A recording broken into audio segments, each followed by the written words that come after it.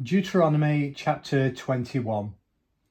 If a dead body is found on the ground, this ground that God, your God, has given you, lying out in the open, and no one knows who killed him, your leaders and judges are to go out and measure the distance from the body to the nearest cities.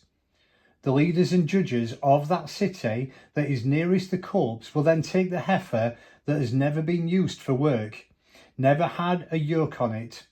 The leaders will take the heifer to the valley with a stream, a valley that has never been plowed or planted, and there break the neck of the heifer.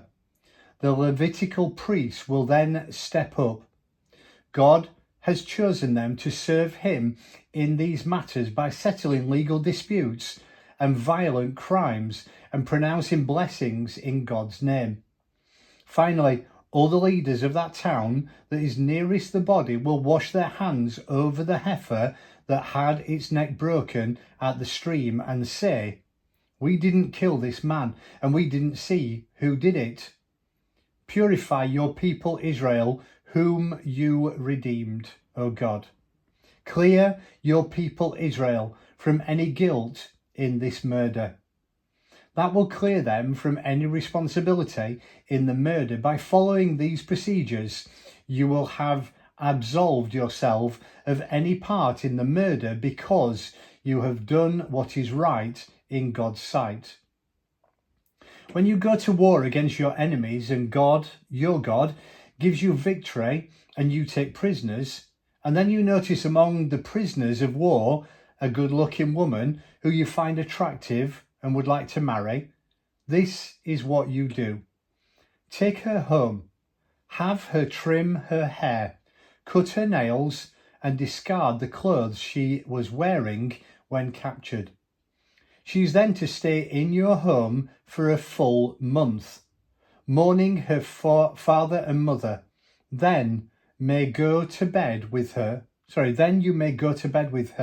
as husband and wife.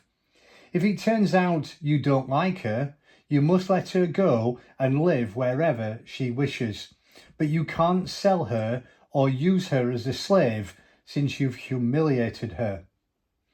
When a man has two wives, one loved and the other hated, and they both give him sons, but the firstborn is from the hated wife, at the time he divides the inheritance with his sons, he must not treat the son of the loved wife as the firstborn, cutting out the son of the hated wife, who is the actual firstborn. No, he must acknowledge the inheritance rights of the real firstborn, the son of the hated wife, by giving him double share of the inheritance. That son is the first proof of his virility. The rights of the firstborn belong to him.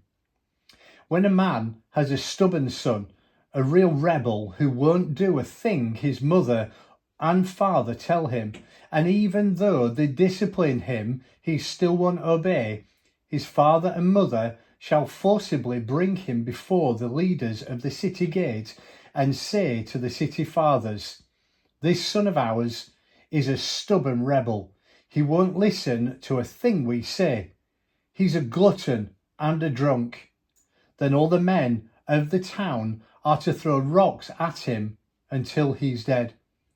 You will have purged the evil pollution from among you. All Israel will hear what happened and be in awe. When a man has committed a capital crime, been given the death sentence, executed and hung from a tree, don't leave his body hanging overnight from the tree. Give him a decent burial that same day, so that you don't desecrate your God-given land. A hanged man is an insult to God.